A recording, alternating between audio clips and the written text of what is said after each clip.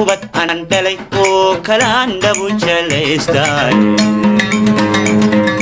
barwaqada dhextaal iyo nimcada kuwan ku dhulay dhaxan barafaayo laguma oga damac kulaylkeede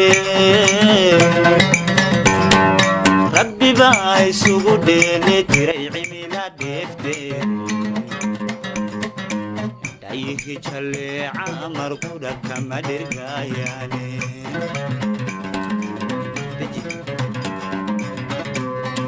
dhammaan dunida lagu nooyugu duni gacantada laga khilaanshiina loo dhigine dalxan subagaadhayo karuurdhayladiyo jidhka dhigta xabagta laga soo midhaqa dhuumanta dhadhamiyey kuma toorsan karo